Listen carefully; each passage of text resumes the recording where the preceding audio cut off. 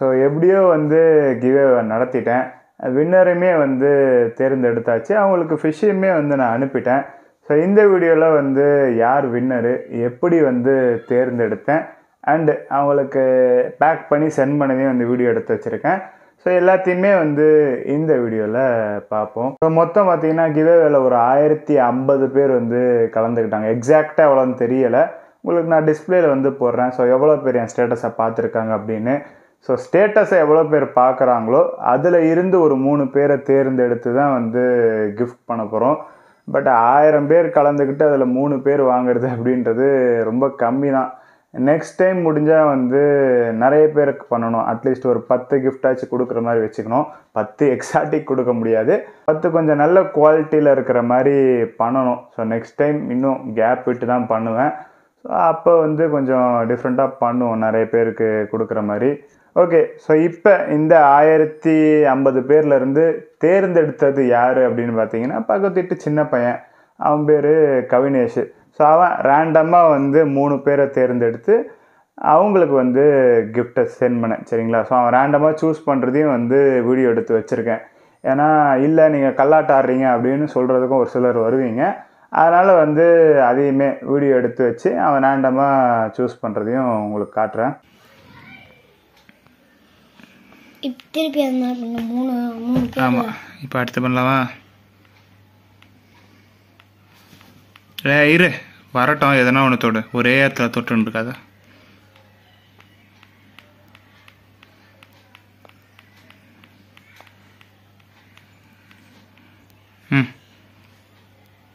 இதா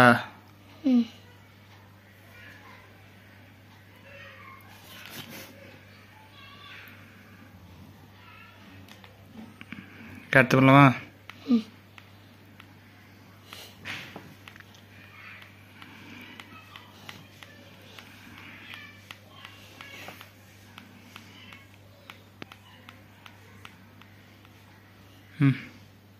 எது ரெண்டாவதா? இதா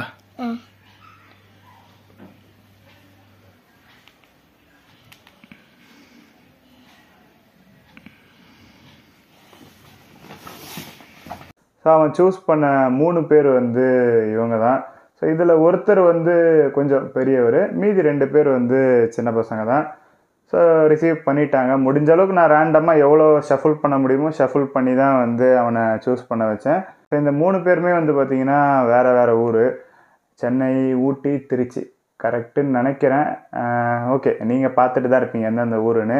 ஸோ 3 பேருக்குமே இன்றைக்கே வந்து பேக் பண்ணி ஃபிஷ்ஷஸை வந்து சென்ட் பண்ணிட்டேன். கூடவே வந்து ஒரு சில எனக்கு ஆர்டர்ஸும் வந்துருந்துச்சு. அந்த ஆர்டர்ஸில் மொயினா அது இதுன்னு இருந்துச்சு, அதையும் பேக் பண்ணி சென்ட் பண்ணிவிட்டு இந்த கிவ்வேக்கான ஃபிஷ்ஷஸுமே வந்து பேக் பண்ணி அனுப்பிச்சிட்டேன். ஸோ மேக்ஸிமம் அவங்க ஒரு 2 to 3 டேஸில் வந்து ரிசீவ் பண்ணிடுவாங்க. ஸோ பண்ணதுக்கப்புறம் வீடியோ அனுப்புங்கன்னு கேட்குறேன். அனுப்பிச்சாங்க அப்படின்னா கண்டிப்பாக ஷார்ட்ஸில் அப்டேட் பண்ணுவேன். இந்த கிவ்வே வந்து பார்த்திங்கன்னா ஈஸியாக இருக்கணும், எனக்கு வந்து வேலை இருக்கக்கூடாது அப்படி யோசிச்சு வச்சது தான். ஸோ கான்டெக்டை சேவ் பண்ணுறது ஒரு ஈஸியான வேலை தான். ஸோ கான்டெக்டை வந்து சேவ் பண்ணிப்போம். கான்டெக்ட் வந்து நம்மளுக்கு யூஸ் ஆகும். ஃபிஷ்ஷஸ் எதனா சேல் பண்ணுறோம், இல்லை ஃபுட்டெல்லாம் சேல் பண்ணுறோன்னா அந்த விதத்தில் அது அட்வர்டைஸ்க்கு யூஸ் ஆகும். அண்டு அது ஒரு ஈஸியான வேலை. ஸோ அப்படி நினச்சி இப்படி ஒரு கண்டெஸ்ட்டை வந்து நடத்தினேன். போட்டி மாதிரி வச்சேன் அப்படின்னா அதில் எனக்கு வேலை அதிகமாகிடும். ஸோ வேலையே இல்லாத மாதிரி இதை ரெடி பண்ணி இந்த கண்டெஸ்ட்டை வந்து நடத்தினேன். பட் இதுலேயே வந்து நிறைய வேலை. கான்டெக்டை சேவ் பண்ணுறதுக்குள்ளே வந்து ரொம்ப மோசம். கிட்டத்தட்ட ஒரு 800 கான்டெக்ட் வந்து நான் சேவ் பண்ணியிருக்கேன். சரிங்களா?